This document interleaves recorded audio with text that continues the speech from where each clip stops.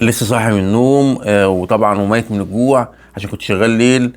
وجالي رسالة ان لو ينفع يعني اروح الشغل يعني بدري النهارده. يعني قبل الشغل بتاعي، يعني قبل ميعاد الشغل بتاعي ب5 ساعات. فكده هشتغل حوالي مثلا من 17 ل 18 ساعة يعني النهارده. يعني لسه ما ردتش عليهم، بس هرد عليهم يعني. فهروح الشغل عادي يعني، لان في واحد محتاج يعني يمشي بدري عشان عنده ميعاد مع الدكتور. فطبعا انا هديها بقى ايه، طبق فول بقى، يعني فول بقى حط عليه شويه ملح بقى، مع زيت زيتون، مع زيت افوكادو، مع شويه طحينه، مع صلصه افوكادو حارقه. بسم الله. يدي يا عم يوسف الصلصه الحارقه.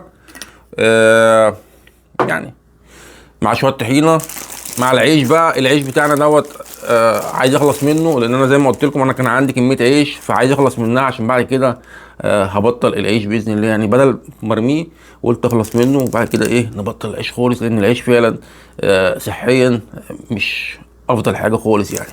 يلا بينا بقى، بسم الله يا عم ميسو. ادي في الفول المصري يا عم ميسو، يلا.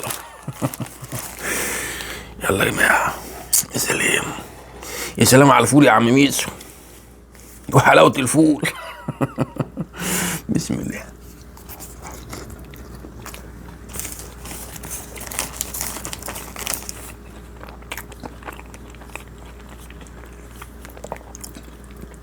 اوه ماي جاد، اوه ماي جاد يا عم ميسو، للاسف الشديد البصل خلص.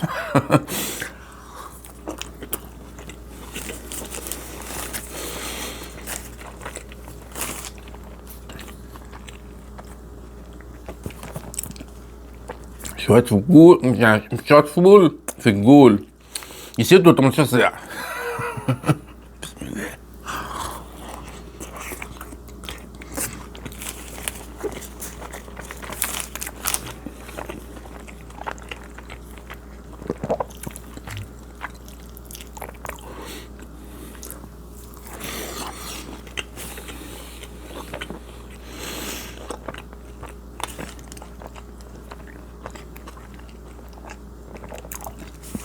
يلا جمعة مباركة عليكم، بحبكم جدا جدا جدا. وابا ادي يا عم، السلام عليكم. هديها كوبايه قهوه وهتكل على الشغل. سلام.